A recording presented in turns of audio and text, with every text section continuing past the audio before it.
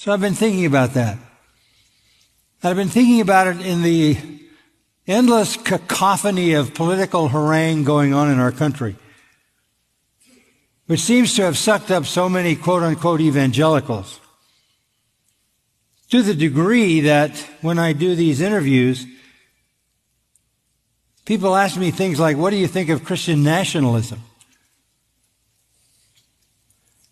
Why are you Christians trying to take over the country? Sadly, evangelicals are seen as a conservative political movement, sort of set against the established power of liberalism and progressivism.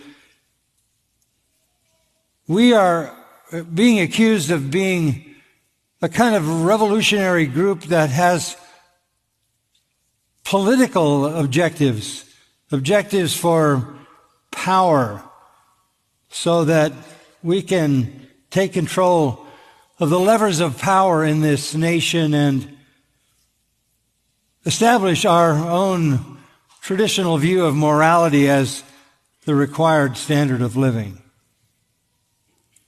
We're accused of trying to take over the American government by political means, to install morality as the traditional Judeo-Christian morality as the dominant position in society.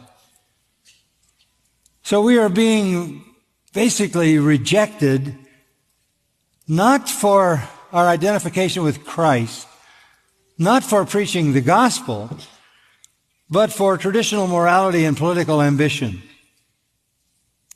Now look, we're not surprised to be rejected.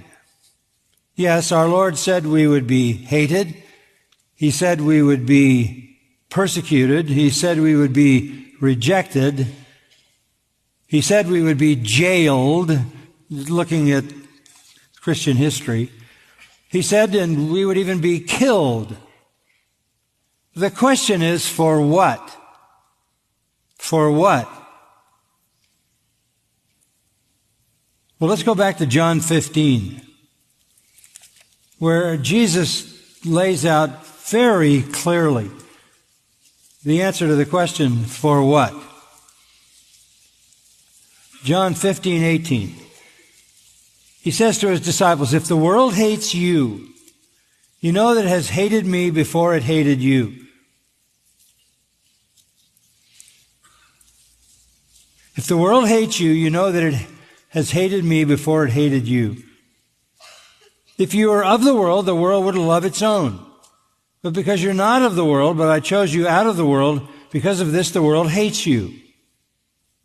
Don't be surprised, really. Remember the word that I said to you, a slave is not greater than his master. If they persecuted me, they will also persecute you. If they kept my word, they'll keep yours also. But all these things they will do to you for my name's sake.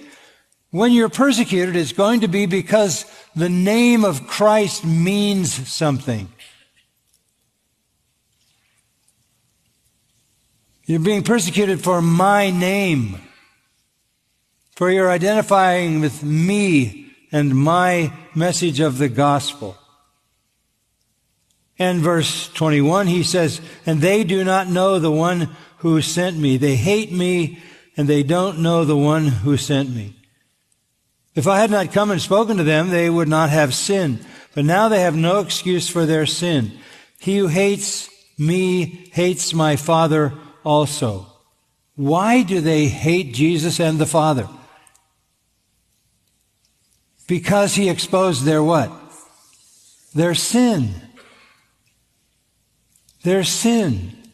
If I hadn't done among them the works which no one else did, they would not have sin. But now they have both seen and hated me and my Father as well. Even with all the works, they still hated me because, as he says earlier in the Gospel of John, because I told them their deeds were evil. Really, summing it up, verse 25, they hated me without a cause. They hated me without a cause. They hated him because of his message. And his message was the message of the gospel. For the gospel begins with a confrontation of sin and death and judgment.